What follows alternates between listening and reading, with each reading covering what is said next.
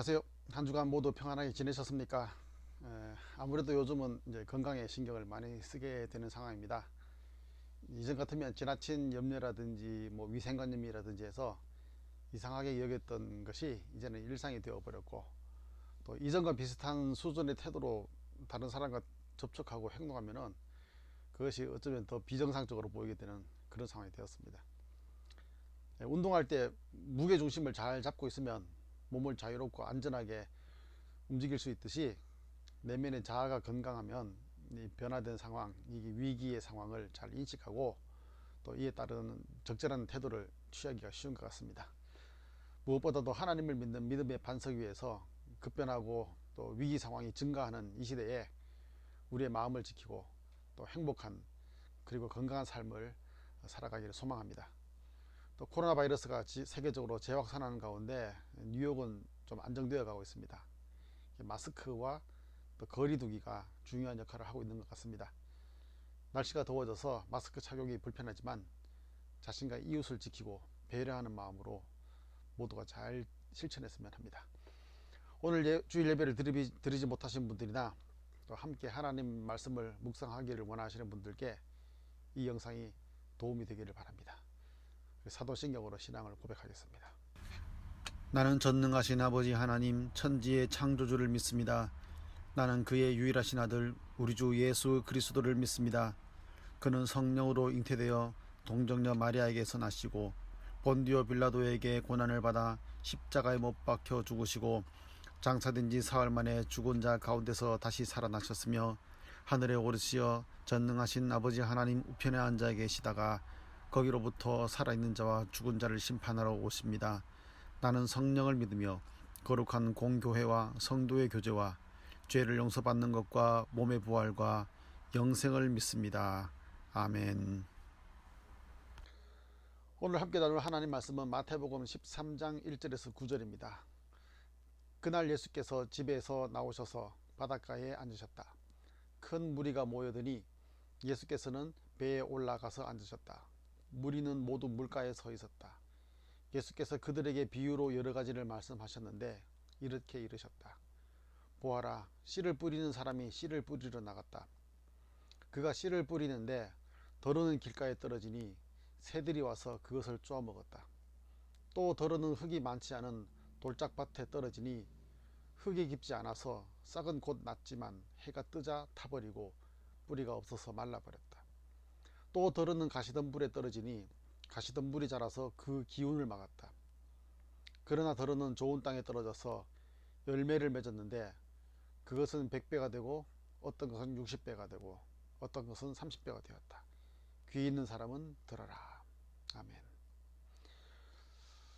오늘의 제목은 당신의 마음은 좋은 땅입니까? 입니다. 열길 물속은 알아도 한길 사람 속은 모른다는 속담이 있습니다.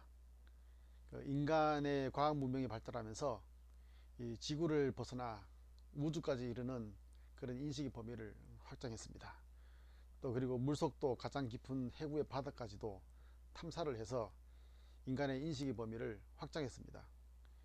또 내적으로는 인간 자신을 알아가는 뭐 철학이라든지 특히 심리학에서 그것이 계속 발달해서 인간의 삶의 의미도 또 인간의 마음에 대해서도 많이 알게 되었습니다.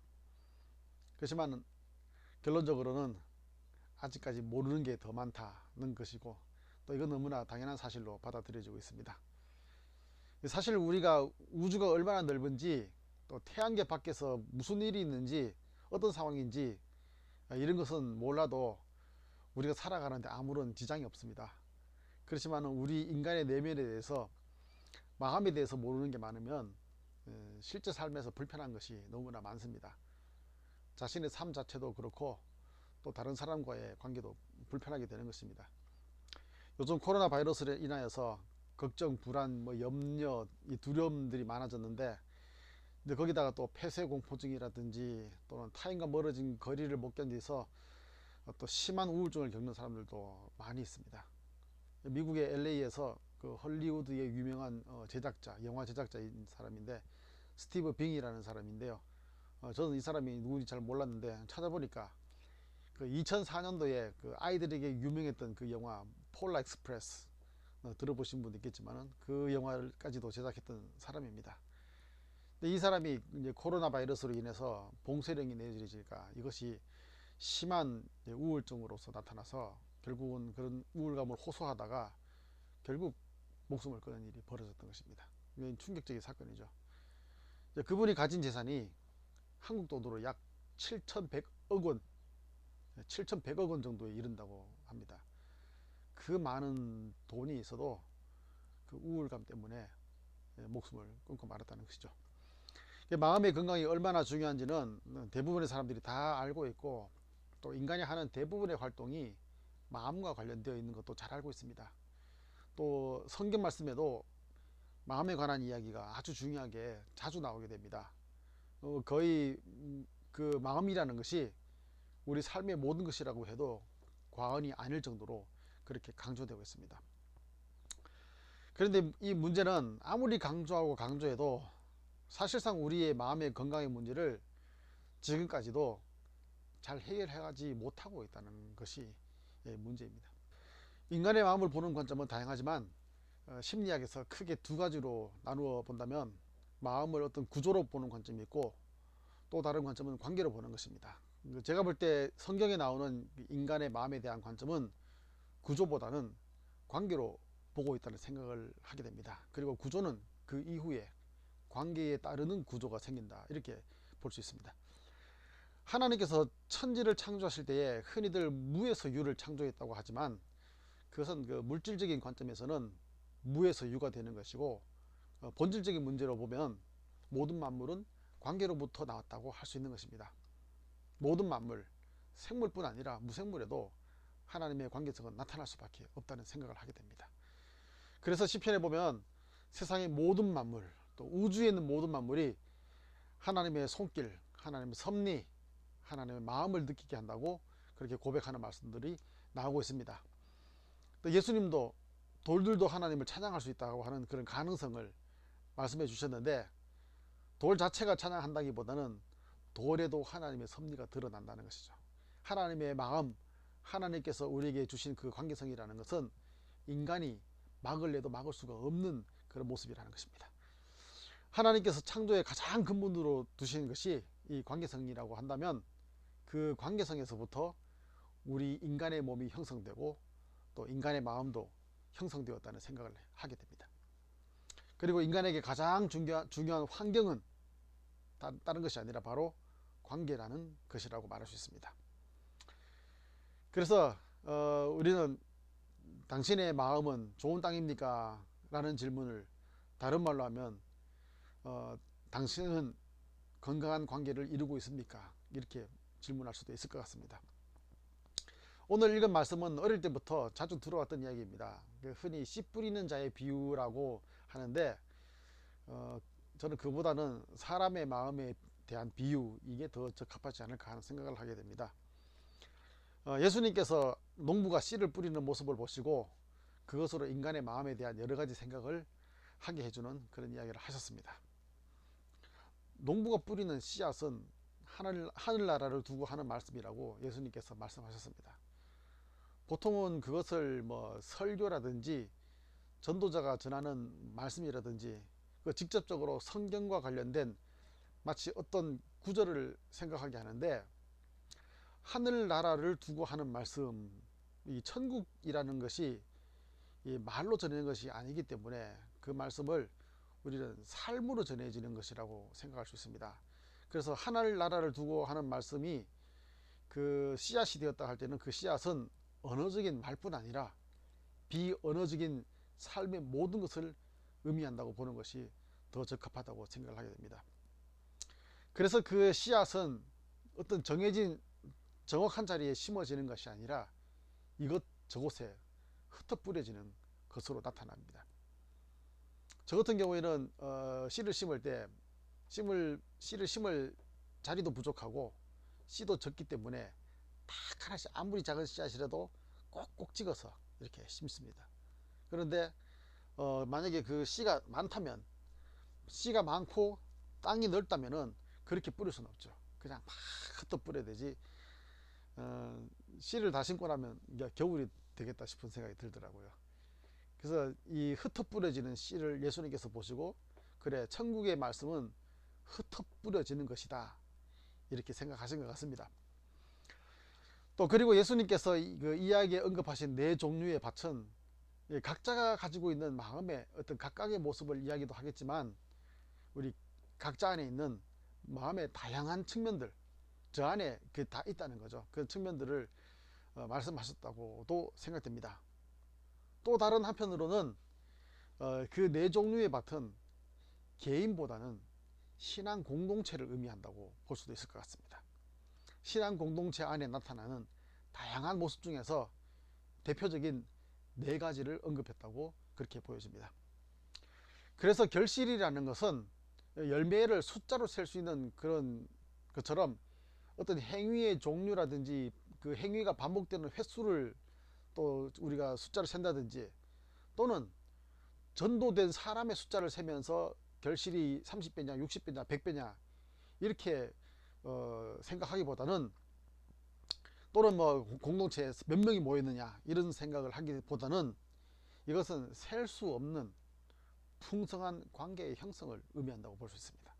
그리고 그 관계의 질, 숫자로 셀 수 없는 우리가 경험하고 느낄 수 있는 관계의 질에 관한 것이라는 생각을 하게 됩니다. 우리가 그 내용을 보면은 길가 같은 마음의 환경을 이야기하는데요, 그 새들이 씨를 먹는다고 이야기했습니다. 악한 자가 와서 그 마음에 뿌려진 하늘나라에 대한 말씀을 빼앗아 간다고 하셨습니다. 우리는 빼앗긴 것보다도 그 악한 자가 누구일까 한번 또 생각해 볼 수 있을 것 같습니다. 하늘나라를 두고 하는 말씀을 어떤 자가 빼앗아 갈 수 있겠습니까? 그것은 하늘나라가 안 되게 하는 자들입니다. 아직까지 다른 사람과의 관계가 쉽지 않고 낯선데, 또 이제 하늘나라의 말씀을 막 대면하기 시작했는데, 악한 자가 마음에 상처를 주고 하늘나라에 대한 비뚤어진 생각을 하게 만들어 버린다는 것입니다. 인생에서 처음 만난 대상일 수도 있고, 또 살아가는 과정에서 만난 사람이 될 수도 있고, 또 신앙 공동체 안에서 경험한 그 사람일 수도 있습니다. 어쨌든 그 대상이 나의 마음을 비뚤어지게 만들고 나의 마음을 하나님 나라로부터 멀어지게 만드는 그런 대상이라는 것이죠. 돌짝밭 같은 마음의 환경을 우리가 살펴보게 되면은 거기서는 뿌리가 깊이 내리지 못한다고 했습니다. 어떤 의미인 것 같습니까? 저는 이것을 과거의 자신의 삶의 경험이라고 생각도 해보게 됩니다. 이제 그것이 현재의 삶을 지배하고 있는 그런 마음입니다. 과거의 상처라든지, 또는 편견, 고정관념, 또는 약한 내면의 힘, 그 심리학에서 말하는 방어기제, 또 자신의 정서를 대면하지 못하는 그런 마음. 그래서 내면의 정서적인 동요가 일어나거나 새로운 관계를 형성하거나 누군가가 친밀감으로 다가올 때에 그것을 견디지 못하고 도망치고 숨어버리게 되는 것입니다. 가시덤불과 같은 마음의 환경은 싹이 나도 가시덤불이 기운을 막았다라고 성경에서 이야기하는데, 영어에서는 그 단어를 초크라는 단어를 쓰고 있습니다. 그리고 헬라어로는 쉼프니고 그 단어를 쓰는데, 말 그대로 이것은 목 졸라 죽였다라는 뜻입니다. 삶에서 필요한 것들에 대한 염려와 부유해지고자 하는 욕망에 의해서 목이 졸려서 죽게 된 자를 이야기하고 있습니다. 어떤 사람들이 이런 사람들이겠습니까? 저에게는 이 사람은 애정결핍이라는 단어가 떠오르게 됩니다. 애정결핍으로 인해서 항상 배고픔을 느끼는 자라는 생각을 하게 됩니다. 누구나 필요한 것에 대해서 염려할 수 있고 부자가 되고 싶겠지만, 자신을 목 졸라 죽일 만큼이라고 한다면 그것은 마음의 병이 있는 사람이라고 생각할 수 있습니다. 그래서 이 결실하지 못한 세 종류의 밭의 공통점이 무엇인지 우리는 또 생각해 볼 수 있습니다. 그것이 무엇이겠습니까? 제가 볼 때는 이것이 모두가 공통적인 것은 바로 돌봄이 필요하고 있다는 사실입니다. 이용당하고 학대당하고 그래서 상처받고 다른 대상을 믿을 수 없고 눈치 보면서 생존하기 위해서 몸부림쳐야 하고 그러다가 깊은 우울감으로 자신을 파멸의 길로 인도할 수밖에 없는 연약하고 불쌍한 인간의 모습이라는 생각을 하게 됩니다. 우리 자신이 길가의 밭과 같을 때가 있습니다. 가족 안에 있으면서도 소외감을 느끼고 거리감을 느끼고 친밀하지 못하고 교회 안에 있으면서도 천국은 고사하고 좋은 인간들의 모임조차도 되지 못할 때가 있습니다. 마치 천국은 가진 자들의 특권처럼 보일 때가 많고 그래서 다른 데서 받지 않았던 상처를 교회 안에서 또 가정 안에서 받는 경우가 얼마나 많습니까? 그리고 우리는 돌짝밭일 때가 많이 있습니다. 가식적이고 형식적인 관계, 진실하지 못한 관계로 겉으로는 웃고 있지만 속으로는 슬퍼하고 외로워할 때가 얼마나 많은지 모르겠습니다. 정서적인 공감이 되지 않아서 진심으로 사람을 대할 수 없을 때가 있습니다. 그래서 그것이 또 신앙에도 영향을 끼치고 신앙적으로도 겉돌게 되는 경우가 자주 있게 되는 것입니다. 가시덤불 바칠 때도 있습니다. 다른 사람과 비교하면서 자신의 약한 모습, 초라한 모습이 느껴질 때, 또 상대적인 박탈감을 느낄 때 자신을 공격하기도 하고 타인을 공격하기도 하면서 스스로를 목조르고 있다는 것입니다. 근데 마지막으로 의문이 드는 것은 과연 내가 스스로 내 마음을 길가, 돌짝밭, 가시덤불 혹은 좋은 땅으로 만들 수 있는가 하는 것입니다. 내가 마음 먹는다고 그렇게 마음이 형성될 수 있는 것인가? 우리는 쉽게 이 이야기에 나오는 좋은 땅이 되라고 다른 사람들에게 말하는데 또 자기 자신에게 말하는데 아무리 좋은 땅이 되고 싶다고 해도 어떻게 좋은 땅이 될 수 있는지 의문이 들 수밖에 없습니다. 내가 못하면 그렇다면 누가 우리를 좋은 땅이 되게 할 수 있단 말인가? 결국 저는 이 이야기에서 내려지는 결론은 우리 스스로 좋은 땅이 되라고 하신 말씀이 아니라 주님의 돌보심이 우리를 좋은 땅으로 이끄신다는 것을 말씀하고 있다는 생각을 하게 됩니다. 우리를 진정으로 사랑하시고 우리의 깊은 내면까지 아시고 참으로 믿을 만하고 의지할 만하고 또 우리를 위해서 목숨도 아끼지 않으시는 주님이 바로 우리를 좋은 땅으로 인도하신다는 것을 말씀하고 있습니다. 그리고 우리가 서로 좋은 땅이 될 수 있도록 돌봐야 한다는 것도 말씀하고 있습니다. 나를 위해서 타인을 이용하거나 조정하거나 착취하지 말고 배려하고 존중하고 아껴주고 서로 신뢰하는 관계를 이루어 나가야 한다는 것입니다. 그것이 바로 예수님의 제자들이 pay attention, 주의 깊게 듣고 생각해야 될 것이라는 것입니다. 타인을 향해서 좋은 땅이 되라고 강요하지 않았으면 좋겠습니다. 혹시라도 그 말이 숨막히게 목을 조를 수도 있습니다. 타인을 향해서 길가 같은 마음이라고, 돌짝밭 같은 마음이라고, 가시덤불 같은 마음이라고 정죄하고 비난하지 않았으면 좋겠습니다. 그러한 비난이 다시는 천국에 대해서 생각하지 않도록 만들 수도 있기 때문입니다. 좋은 땅은 함께 만들어가는 것입니다. 좋은 땅은 우리가 좋은 관계를 이루는 속에서 이루어지는 곳입니다. 이 좋은 땅은 하나님과의 관계 속에서 이루어지는 우리 마음의 환경입니다. 주님의 사랑 안에서 이러한 환경을 다 함께 이루어나가는 우리 모두가 되기를 간절히 소망합니다. 자녀들에게 우리 부모가 좋은 땅을 만들어 주어야 합니다. 교회가 우리 성도들에게 좋은 땅을 만들어주는 환경이 되어야 합니다. 우리의 이웃들이, 우리의 사회가, 그리고 모두가 함께 좋은 땅을 이뤄나가는 그런 환경이 되어야 될 줄을 믿습니다. 그렇게 해서 우리가 경험하게 되는 풍성한 그 좋은 땅의 열매들을 누리면서 살아갈 수 있기를 간절히 소망합니다. 기도하겠습니다. 하나님 감사드립니다. 주님의 말씀을 통하여서 우리 자신의 마음을 돌아보게 하심을 감사드립니다. 우리는 길가의 밭이라고, 돌짝밭이라고, 가시덤불 밭이라고 죄책감을 느끼기도 하고 또 정죄하기도 하는 그런 모습도 있었습니다. 말로는 좋은 땅이 되기를 소망하고 좋은 땅이 되어야 한다고 말하면서도 실제로는 우리는 그런 좋은 땅을 위한 환경을 이루지도 못하고 어떻게 해야 될지도 모르고 살아갈 때가 많았습니다.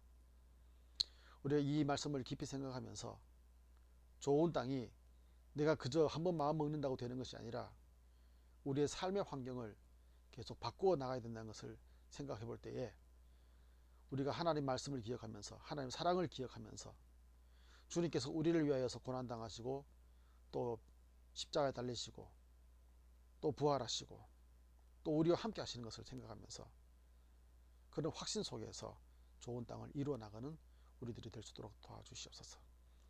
여러 가지로 어려운 환경 속에서 우리가 좋은 땅이 되어서 굳건하게 서서 주님의 뜻을 이루어 나가는 우리 모두 되게 인도하옵소서.